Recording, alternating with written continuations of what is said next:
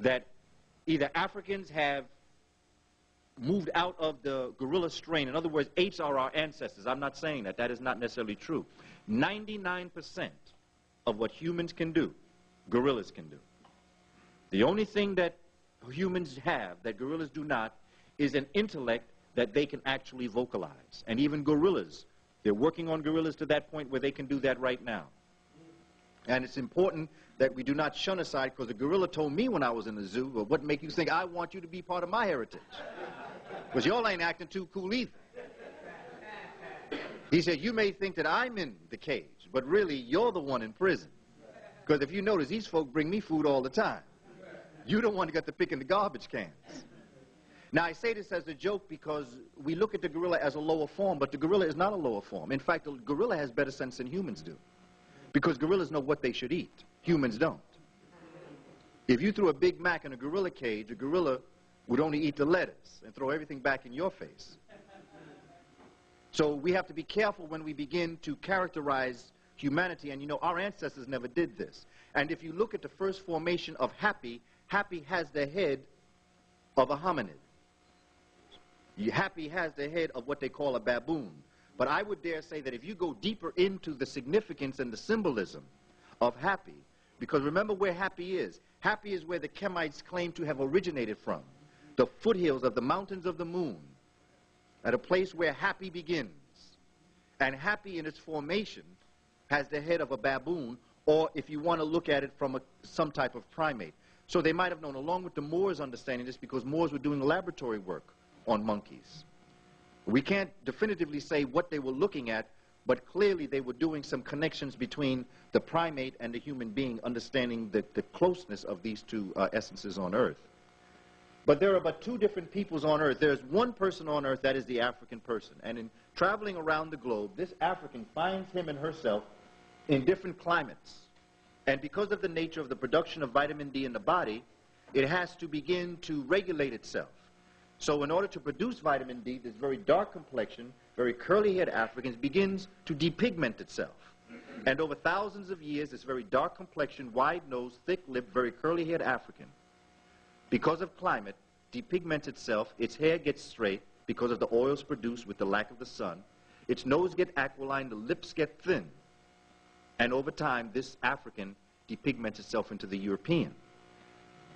What also helped this African get in very serious trouble was the Wormian Ice Age, which was the last ice age on Earth. This Wormian Ice Age literally chased them into the mountains of northern Europe that we know of today. That would have been where Cheikh Anta Diop says the 51st parallel is. At that point in time, for thousands of years, in the depigmentation process, ice mountains were created. Ice mountains that did not allow Africans to return back into the southern lands. Therefore, they had to retreat into caves and put clothes on. When what is known as an interstadial came, which is a warming trend of the Ice Age, they then found the ability to begin to move further south. As they moved further south on the other side of the ice mountains, where it had been a temperate or a very warm climate, when they got down into the real southern lands here, coming out the Caucasus Mountains, they met upon peoples of different backgrounds. The great majority of them of African descent. Whether you are in Mesopotamia over here, whether you're dealing with any of the Saudi Arabian areas, this is why it's so important to understand that the European, the Eurasian as we know them today, the essence that made Saddam Hussein light complexion was called the Jectanide, Jectanides. That is the formation of the Eurasian coming down, meeting these individuals in Mesopotamia, and getting a first concept of what culture and civilization is. They still couldn't get it too good because they started wars, because this was their manner. They were a very violent people.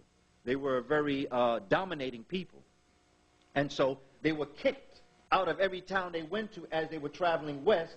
And finally, they find themselves in Cana, and then they cross over, which then brings this Eurasian into Kemet. And for the first time, you see Eurasians in Kemet. This did not happen during the Old Kingdom. This did not happen. This happened during the first intermediate period. The Africans had gone through 6 dynasties prior to the first European of any substance coming into the land to make him or herself feel known. So all this concept about the pyramids, all that's nonsense. And I think that really, as our brother was saying, it's true, we've got to stop talking on certain levels. I believe that our discussion at this point is counterproductive. See, we're not about asking them, was Egyptians black? That's yesterday's discussion. See, we dealt with that yesterday. Whether or not you're up to the par is your business. Okay, you missed the train. I didn't. I was on that train. And so now we have got to be about the formation of a nation in terms of our thought process. And this is why the Moors become so very important to us, because if you do not understand the Moors, it's very difficult for us as a people to understand why we're in the position that we're in today. You cannot understand why we're in the position we're in today if you don't understand what happened in 1492. You cannot understand what happened in 1492 if you don't understand the Crusades. You cannot understand the Crusades if you don't understand the Moors. Because the very nature of the knowledge that the Crusaders, the Christian Europeans, got of the riches of the East, why as Columbus was on the seas in the first place hundreds of years later, was because of what the Moors had brought into Spain. And when you look at European powers, see, here's another way that you can look into it. See, this is why the two areas that they want to keep black folk out of in education is social studies and language arts. It's the two areas that we have to conquer. Math, science, all that's important, but those are all physical sciences that we can master anyway. But you see, social studies tells you what happened. Language arts puts it in a language that tells you what happened. And see, we're not suffering from a misunderstanding of science nor of math. We are suffering from a misunderstanding of ourselves and how to express ourselves, which falls into the category of social studies and language arts. So when I was looking for an area to find myself in Board of Ed, I immediately went to social studies because I understood that revolutionary things could happen, and they are happening.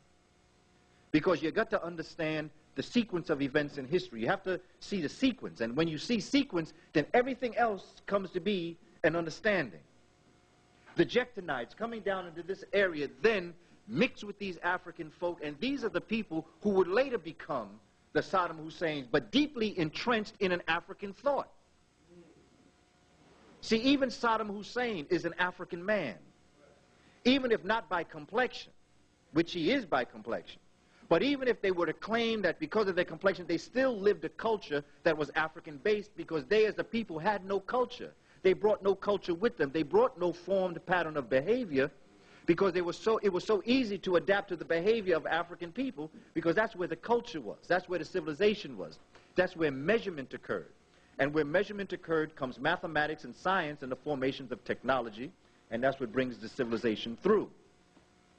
So it's important that we understand these things in terms of understanding who we are as a people today. For instance, we teach that the Western civilization is based on the Aristotelian model. Aristotle's model of so-called democracy and all this other stuff that they taught, this is what the Western world is based on. But what they don't tell you is that it was the Moors that translated the works of the Greeks, who then taught the European Aristotle.